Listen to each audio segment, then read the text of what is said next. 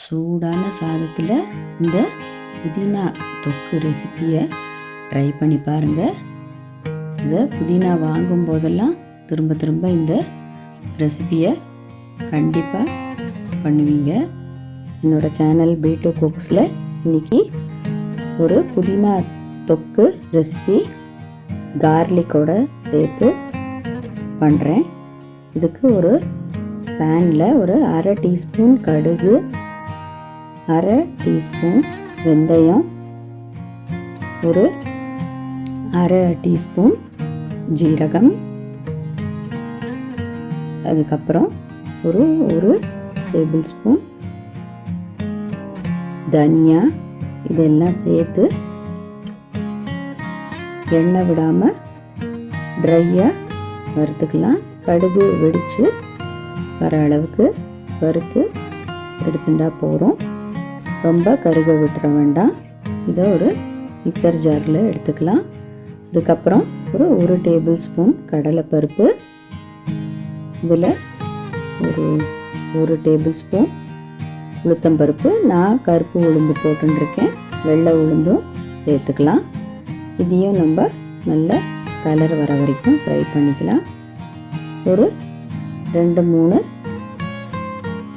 காஞ்ச மிளகா சேர்த்து அதையும் ஃப்ரை பண்ணி எல்லாத்தையும் மிக்சர் ஜாரில் போட்டு ஆறின உடனே அதை பவுடராக அரைச்சிக்கலாம். திரும்ப கடாயில் ஒரு டீஸ்பூன் எண்ணெய் விட்டுருக்கேன். இதில் ஒரு 2-3 பல் பூண்டு ஃப்ரை பண்ணிக்கிறேன். ஒரு சின்ன எலுமிச்சம்பழ சைஸு புளி, அதையும் இந்த ஃபைபர் பார்ட்டெல்லாம் எடுத்துகிட்டு இதையும் பூண்டோடு சேர்த்து நம்ம நல்லா ஃப்ரை பண்ணி எடுத்துக்கலாம். ஒரு கட்டு புதினா நல்லா வாஷ் பண்ணி வச்சுருக்கேன். அதே எண்ணெயில் புதினாவையும் கொஞ்சம் நம்ம வதக்கிக்கலாம். ரொம்ப கலர் மாறுற அளவுக்கு வதங்க வேண்டாம், இந்த அளவுக்கு வதங்கினா போகிறோம். இதை இந்த பூண்டு வதக்கி வச்சுருந்தோம்ல அதோடு சேர்த்துக்கலாம். இதில் இப்போது தேவையான அளவு உப்பு சேர்த்து நம்ம வறுத்து வச்சுருந்த இந்த பவுடர் பண்ணிக்கலாம். அதுக்கப்புறம் புதினா, பூண்டு, புளி இதை சேர்த்து நம்ம கொஞ்சமாக, ரொம்ப தண்ணி விடாமல் கொஞ்சமாக தண்ணி விட்டு அதையும் ஒரு பேஸ்ட்டாக அரைச்சி எடுத்துக்கலாம். இப்போ திரும்ப கடாயில் ஒரு 3-4 டேபிள் ஸ்பூன் நல்லெண்ணெய் சேர்த்துக்கிறேன். தொக்குன்றதுனால நல்லெண்ணெயில் பண்ணால் டேஸ்ட்டு ரொம்ப நல்லாயிருக்கும். இதுக்கு ஒரு அரை டீஸ்பூன் கடுகு சேர்க்குறேன். கடுகு நல்லா வெடித்து வந்ததுக்கப்புறமா நம்ம அரைச்சி வச்சுருக்கிற இந்த புதினா பூண்டு அந்த பேஸ்ட்டை எண்ணெயில் சேர்த்துக்கலாம்.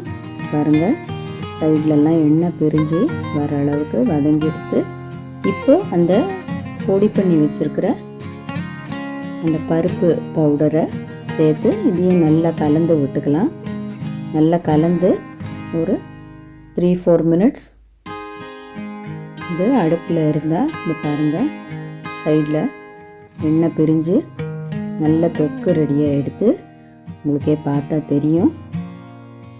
ரொம்ப டெம்டிங்காக இருக்குது பார்க்கவே.